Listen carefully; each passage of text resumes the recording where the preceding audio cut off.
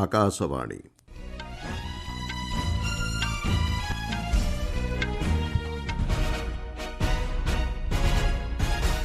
ସମ୍ବାଦ ପଢ଼ୁଛନ୍ତି ମଳୟ ରଞ୍ଜନ ମିଶ୍ର। ମୁଖ୍ୟ ସମ୍ବାଦ। ଗୁଜରାଟର ବିଭିନ୍ନ କାର୍ଯ୍ୟକ୍ରମରେ ଆଜି ଯୋଗଦେବେ ପ୍ରଧାନମନ୍ତ୍ରୀ। ସମଗ୍ର ଦେଶରେ ଆଜିଠାରୁ ଆରମ୍ଭ ହୋଇଛି ପବିତ୍ର ରମଜାନ ମାସ। ୟୁକ୍ରେନ୍ ପାଇଁ 2.8 ବିଲିୟନ ଆମେରିକୀୟ ଡଲାର ଋଣ ସହାୟତା ଘୋଷଣା କଲା ବ୍ରିଟେନ୍।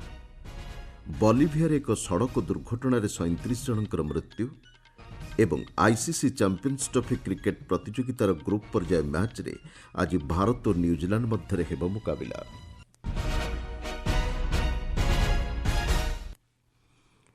ପ୍ରଧାନମନ୍ତ୍ରୀ ନରେନ୍ଦ୍ର ମୋଦି 3 ଦିନିଆ ଗୁଜରାଟ ଗସ୍ତରେ ଯାଇ ଗତ ସନ୍ଧ୍ୟାରେ ଜାମନଗରରେ ପହଞ୍ଚିଛନ୍ତି। ଏହି ଗସ୍ତ ଅବସରରେ ଶ୍ରୀ ମୋଦି ବିଭିନ୍ନ କାର୍ଯ୍ୟକ୍ରମରେ ଯୋଗଦେବେ। ଜାମନଗର ବିମାନ ବନ୍ଦରରୁ ସର୍କିଟ୍ ହାଉସ୍ ଯିବା ପଥରେ ପ୍ରଧାନମନ୍ତ୍ରୀଙ୍କୁ ବହୁ ସଂଖ୍ୟାରେ ଲୋକ ରାସ୍ତାକଡ଼ରେ ଛିଡ଼ା ହୋଇ ଶୁଭେଚ୍ଛା ଜଣାଇଥିଲେ। ଶ୍ରୀ ମୋଦି ଆଜି ଭନ୍ତାରାସ୍ଥିତ ପ୍ରାଣୀ ଉଦ୍ଧାର ଏବଂ ଥଇଥାନ କେନ୍ଦ୍ର ପରିଦର୍ଶନ କରିବା ସହ ସାସନଗିର୍ ଜାତୀୟ ଉଦ୍ୟାନ ପରିଦର୍ଶନରେ ଯିବେ। ଜାତୀୟ ବନ୍ୟପ୍ରାଣୀ ବୋର୍ଡର କାର୍ଯ୍ୟନିର୍ବାହୀ ଅଧ୍ୟକ୍ଷ ଭାବେ ପ୍ରଧାନମନ୍ତ୍ରୀ ବୋର୍ଡର ବୈଠକରେ ଯୋଗଦେବାର କାର୍ଯ୍ୟସୂଚୀ ରହିଛି। ଶ୍ରୀ ମୋଦି ସୋମନାଥ ମନ୍ଦିରରେ ପୂଜାର୍ଚ୍ଚନା କରିବା ସହିତ ମନ୍ଦିର ଟ୍ରଷ୍ଟର ଏକ ବୈଠକରେ ଯୋଗଦେବେ। ସୂଚନାଯୋଗ୍ୟ, ପ୍ରଧାନମନ୍ତ୍ରୀ ଏହି ଟ୍ରଷ୍ଟର ଅଧ୍ୟକ୍ଷ ଭାବେ ଦାୟିତ୍ୱ ନିର୍ବାହ କରୁଛନ୍ତି। ଉପରାଷ୍ଟ୍ରପତି ଜଗଦୀପ ଧନକଡ଼ ଆଜି ଦିନିକିଆ କେରଳ ଗସ୍ତରେ ଯିବେ। ଏହି ଗସ୍ତ ଅବସରରେ ଶ୍ରୀ ଧନକଡ଼ ଥିରୁବନନ୍ତପୁରମ୍ଠାରେ ଭାରତୀୟ ବିଚାର କେନ୍ଦ୍ରମ୍ ପକ୍ଷରୁ ଆୟୋଜିତ ପି ପରମେଶ୍ୱରନ୍ ସ୍ମାରକୀ ବକ୍ତୃତା ପ୍ରଦାନ କରିବାର କାର୍ଯ୍ୟସୂଚୀ ରହିଛି। ସମଗ୍ର ଦେଶରେ ଆଜିଠାରୁ ପବିତ୍ର ରମଜାନ ମାସ ଆରମ୍ଭ ହୋଇଛି। ଗତ ଶୁକ୍ରବାର ଦିନ ଚନ୍ଦ୍ର ଦୃଶ୍ୟମାନ ହୋଇନଥିବାରୁ ମୁସଲମାନ ଭାଇଭଉଣୀମାନେ ଆଜିଠାରୁ ରମଜାନ ପାଳନ ଆରମ୍ଭ କରିଛନ୍ତି। ଉପବାସ ମାସର ଆଜି ହେଉଛି ପ୍ରଥମ ଦିନ। ଏହି ମାସର ପ୍ରତ୍ୟେକ ଦିନ ସନ୍ଧ୍ୟାରେ ମୁସଲମାନ ସମ୍ପ୍ରଦାୟଙ୍କ ପକ୍ଷରୁ ତ୍ରୟୀ ପ୍ରାର୍ଥନା ଅନୁଷ୍ଠିତ ହେବ। ଇଦ୍ ଉଲ୍ ଫିତର ପର୍ବ ପାଳନ ଅବସରରେ ରମଜାନ ମାସ ଶେଷ ହେବ। ଉପସାଗରୀୟ ଦେଶଗୁଡ଼ିକରେ ଗତକାଲିଠାରୁ ରମଜାନ ମାସ ଆରମ୍ଭ ହୋଇଛି। ଦେଶରେ ସାମଗ୍ରିକ କୋଇଲା ଉତ୍ତୋଳନ ଗତ ଏପ୍ରିଲରୁ ଫେବୃଆରୀ ମାସ ମଧ୍ୟରେ 928.95 ଟନ୍ ହୋଇଛି। ଏ କ୍ଷେତ୍ରରେ 5.75% ବୃଦ୍ଧି ହୋଇଛି। କୋଇଲା ମନ୍ତ୍ରଣାଳୟ ଦେଇଥିବା ସୂଚନା ଅନୁଯାୟୀ ଦେଶର କୋଇଲା କ୍ଷେତ୍ର ସୁଦୃଢ଼ ହୋଇଛି ଏବଂ ଏହି କ୍ଷେତ୍ରରେ ନିରନ୍ତର ବିକାଶ ପରିଲକ୍ଷିତ ହୋଇଛି। ସାମଗ୍ରିକ କୋଇଲା ରପ୍ତାନୀ ମଧ୍ୟ ଗତବର୍ଷ ତୁଳନାରେ 5.5% ବୃଦ୍ଧି ପାଇ 929.41 ଟନ୍ରେ ପହଞ୍ଚିଛି ବୋଲି ମନ୍ତ୍ରଣାଳୟ ସୂଚନା ଦେଇଛି। ୟୁକ୍ରେନ୍ ରାଷ୍ଟ୍ରପତି ଭୋଲୋଦିମିର୍ ଜେଲେନ୍ସ୍କି ଗତକାଲି ଲଣ୍ଡନଠାରେ ବ୍ରିଟେନ୍ ପ୍ରଧାନମନ୍ତ୍ରୀ କିର୍ ଷ୍ଟାରମରଙ୍କ ସହ ସାକ୍ଷାତ ଆଲୋଚନା କରିଛନ୍ତି। ବ୍ରିଟେନ୍ 2.8 ବିଲିୟନ ଆମେରିକୀୟ ଡଲାର ୟୁକ୍ରେନ୍କୁ ଋଣ ଆକାରରେ ସହାୟତା ପ୍ରଦାନ ପାଇଁ ସମ୍ମତ ହୋଇଛି। ରାଷ୍ଟ୍ରପତି ଜେଲେନ୍ସ୍କି କହିଛନ୍ତି, ଏହି ଋଣ ସହାୟତା ୟୁକ୍ରେନ୍ର ପ୍ରତିରକ୍ଷା କ୍ଷମତାକୁ ବୃଦ୍ଧି କରିବ। ୟୁକ୍ରେନ୍ ରୁଷ ସଂଘର୍ଷରେ ବ୍ରିଟେନ୍ ୟୁକ୍ରେନ୍ ପ୍ରତି ଥିବା ସମର୍ଥନକୁ ଦୋହରାଇଛି। ଆଲୋଚନା ସମୟରେ ପ୍ରଧାନମନ୍ତ୍ରୀ ଷ୍ଟାରମର ୟୁକ୍ରେନ୍ ପ୍ରତି ବ୍ରିଟେନ୍ର ଅତୁଟ ସମର୍ଥନ ରହିଛି ବୋଲି କହିଥିଲେ। ୟୁକ୍ରେନ୍ ପାଇଁ ସ୍ଥାୟୀ ଶାନ୍ତି ପ୍ରତିଷ୍ଠା ଦିଗରେ ବ୍ରିଟେନ୍ ସଂକଳ୍ପବଦ୍ଧ ବୋଲି ପ୍ରଧାନମନ୍ତ୍ରୀ ଷ୍ଟାରମର କହିଛନ୍ତି। ଏହାର ପ୍ରତ୍ୟୁତ୍ତରରେ ରାଷ୍ଟ୍ରପତି ଜେଲେନ୍ସ୍କି କୃତଜ୍ଞତା ଜ୍ଞାପନ କରିଛନ୍ତି। ରାଷ୍ଟ୍ରପତି ଜେଲେନ୍ସ୍କି ଆଜି ରାଜା ତୃତୀୟ ଚାର୍ଲସ ଏବଂ ୟୁରୋପୀୟ ସହଯୋଗୀଙ୍କ ଏକ ଗୋଷ୍ଠୀ ସହ ସାକ୍ଷାତ ଆଲୋଚନା କରିବାର କାର୍ଯ୍ୟସୂଚୀ ରହିଛି। ଇଟାଲୀ ପ୍ରଧାନମନ୍ତ୍ରୀ ଜର୍ଜିଆ ମେଲୋଡି ଏବଂ ଅନ୍ୟ ନେତୃବୃନ୍ଦ ୟୁକ୍ରେନ୍ ରାଷ୍ଟ୍ରପତିଙ୍କ ସହ ସାକ୍ଷାତ ଆଲୋଚନା କରିବେ। ବ୍ରିଟେନ୍ ପ୍ରଧାନମନ୍ତ୍ରୀ ଷ୍ଟାରମର ଆଜି ୟୁରୋପୀୟ ସଂଘର ଶିଖର ସମ୍ମିଳନୀ ପାଇଁ ସଦସ୍ୟ ରାଷ୍ଟ୍ର ନେତୃବୃନ୍ଦଙ୍କୁ ଲଣ୍ଡନକୁ ନିମନ୍ତ୍ରଣ କରିଛନ୍ତି। France, Germany, Denmark, Netherlands, Norway, Poland, Spain, ତୁର୍କୀ, ଫିନଲାଣ୍ଡ, ସ୍ୱିଡେନ୍, ଚେକ୍ ସାଧାରଣତନ୍ତ୍ର ଏବଂ ରୋମାନିଆର ନେତୃବୃନ୍ଦଙ୍କ ସମେତ ୟୁରୋପୀୟ ପରିଷଦ, ୟୁରୋପୀୟ ଆୟୋଗ ଏବଂ ନାଟୋ ମହାସଚିବଙ୍କୁ ଏହି ସମ୍ମିଳନୀରେ ଶ୍ରୀ ଷ୍ଟାରମର ଆମନ୍ତ୍ରଣ କରିଛନ୍ତି। ସୂଚନାଯୋଗ୍ୟ, ଆମେରିକା ରାଷ୍ଟ୍ରପତି ଡୋନାଲ୍ଡ ଟ୍ରମ୍ପଙ୍କ ସହ ମତଭେଦର ଗୋଟିଏ ଦିନ ପରେ ଶ୍ରୀ ଜେଲେନ୍ସ୍କି ଏବଂ ବ୍ରିଟେନ୍ ପ୍ରଧାନମନ୍ତ୍ରୀଙ୍କ ମଧ୍ୟରେ ଆଲୋଚନା ବୈଠକ ହୋଇଛି। ଆପଣମାନେ ସମ୍ବାଦ ଶୁଣୁଛନ୍ତି ଆକାଶବାଣୀରୁ। ବଲିଭିଆରେ ଗତକାଲି ଏକ ସଡ଼କ ଦୁର୍ଘଟଣାରେ 2 ଜଣ ଶିଶୁଙ୍କ ସମେତ 37 ଜଣ ଯାତ୍ରୀଙ୍କର ମୃତ୍ୟୁ ହୋଇଛି। ମିଳିଥିବା ସୂଚନା ଅନୁଯାୟୀ 2ଟି ଯାତ୍ରୀବାହୀ ବସ୍ ଏକ ଅଣଓସାରିଆ ଦୁଇପଥ ବିଶିଷ୍ଟ ରାସ୍ତାରେ ଯାଉଥିବା ବେଳେ ଏହି ଦୁର୍ଘଟଣା ଘଟିଥିଲା। ଗୋଟିଏ ବସ୍ ଲାଟିନ୍ ଆମେରିକାର ଅରୁରୋଠାରେ ଅନୁଷ୍ଠିତ ହେଉଥିବା ବୃହତ୍ ଅରୁରୋ ମେଳାକୁ ଯାଉଥିବା ବେଳେ ଅନ୍ୟ ବସ୍ଟି ବିପରୀତ ଦିଗରୁ ଆସୁଥିବା ସ୍ଥାନୀୟ ପୁଲିସ୍ ସୂଚନା ଦେଇଛି।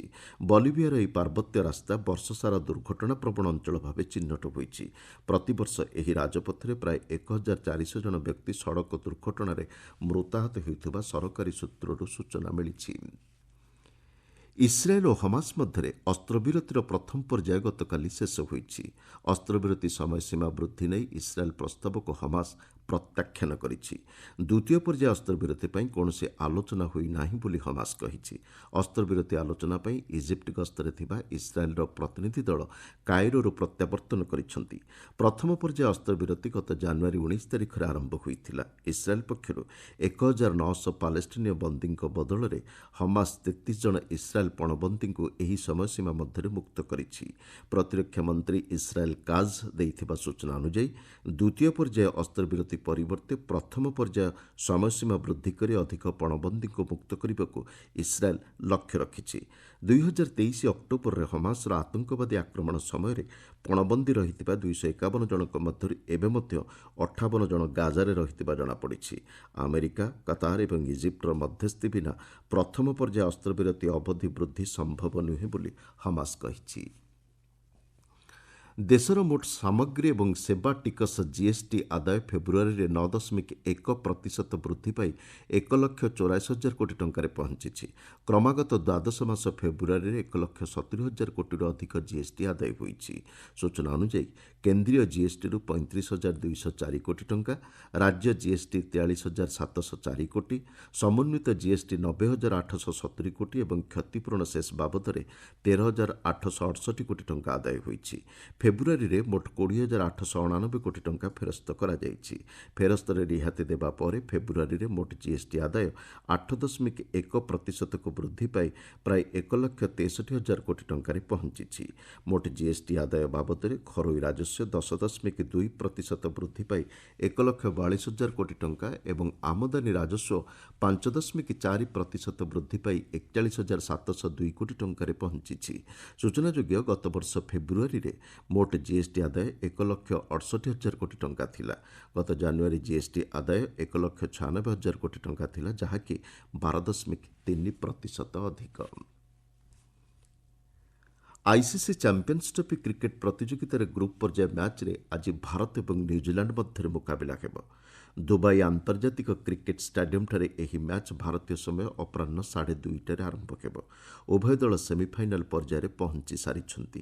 ତେବେ ଗ୍ରୁପ୍ ପର୍ଯ୍ୟାୟ ତାଲିକାରେ ଶୀର୍ଷସ୍ଥାନ ହାସଲ କରିବାରେ ଉଭୟ ଦଳ ଚେଷ୍ଟା କରିବେ। ବିଜୟୀ ଦଳ ଆସନ୍ତା ମଙ୍ଗଳବାର ଦିନ ସେମିଫାଇନାଲ୍ରେ ଅଷ୍ଟ୍ରେଲିଆକୁ ଭେଟିବ। ଅନ୍ୟପକ୍ଷରେ ବୁଧବାର ଦିନ ଦକ୍ଷିଣ ଆଫ୍ରିକା ଏବଂ ଆଜି ମ୍ୟାଚ୍ରେ ହାରିଥିବା ଦଳ ମଧ୍ୟରେ ଦ୍ୱିତୀୟ ସେମିଫାଇନାଲ୍ ମୁକାବିଲା ହେବ। ଦକ୍ଷିଣ ଆଫ୍ରିକା ସେମିଫାଇନାଲ୍ ପର୍ଯ୍ୟାୟକୁ ଉନ୍ନୀତ ହୋଇଛି। କରାଚିଠାରେ ଗତକାଲି ଖେଳାଯାଇଥିବା ମ୍ୟାଚ୍ରେ ଦକ୍ଷିଣ ଆଫ୍ରିକା ଇଂଲଣ୍ଡକୁ 7 ୱିକେଟ୍ରେ ପରାସ୍ତ କରିଛି। ଗ୍ରୁପ୍ ବି ପର୍ଯ୍ୟାୟ ତାଲିକାରେ ଦକ୍ଷିଣ ଆଫ୍ରିକା ଶୀର୍ଷ ସ୍ଥାନରେ ପହଞ୍ଚିଥିବା ବେଳେ ଦ୍ୱିତୀୟ ସ୍ଥାନରେ ଅଷ୍ଟ୍ରେଲିଆ ରହିଛି।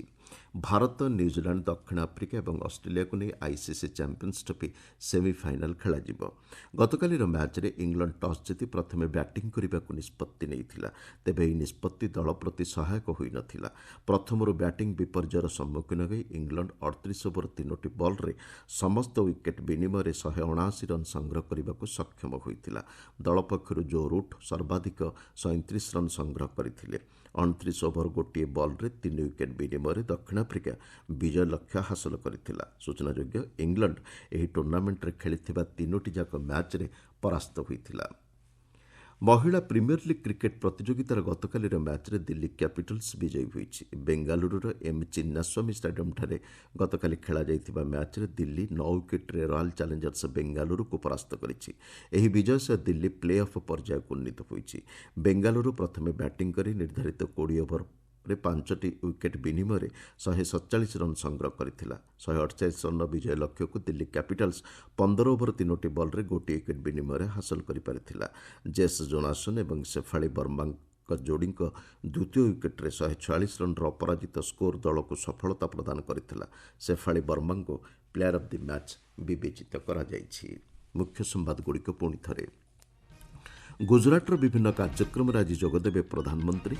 ସମଗ୍ର ଦେଶରେ ଆଜିଠାରୁ ଆରମ୍ଭ ହୋଇଛି ପବିତ୍ର ରମଜାନ୍ ମାସ। ୟୁକ୍ରେନ୍ ପାଇଁ 2.8 ବିଲିୟନ ଆମେରିକୀୟ ଡଲାର ଋଣ ସହାୟତା ଘୋଷଣା କଲା ବ୍ରିଟେନ୍। ବଲିଭିଆରେ ଏକ ସଡ଼କ ଦୁର୍ଘଟଣାରେ 37 ଜଣଙ୍କର ମୃତ୍ୟୁ। ଏବଂ ଆଇସିସି ଚାମ୍ପିୟନ୍ସ ଟ୍ରଫି କ୍ରିକେଟ୍ ପ୍ରତିଯୋଗିତାର ଗ୍ରୁପ୍ ପର୍ଯ୍ୟାୟ ମ୍ୟାଚ୍ରେ ଆଜି ଭାରତ ଏବଂ ନ୍ୟୁଜିଲାଣ୍ଡ ମଧ୍ୟରେ ହେବ ମୁକାବିଲା। ସମ୍ବାଦ ଶେଷ ହେଲା। ଅଧିକ ସମ୍ବାଦ ପାଇଁ ଆପଣମାନେ newsonair.gov.in ୱେବସାଇଟ୍ ଏବଂ ନ୍ୟୁଜ୍ ଅନ୍ ଏଆଇଆର୍ ଆପ୍ରେ ଲଗ୍ଇନ୍ କରିପାରିବେ।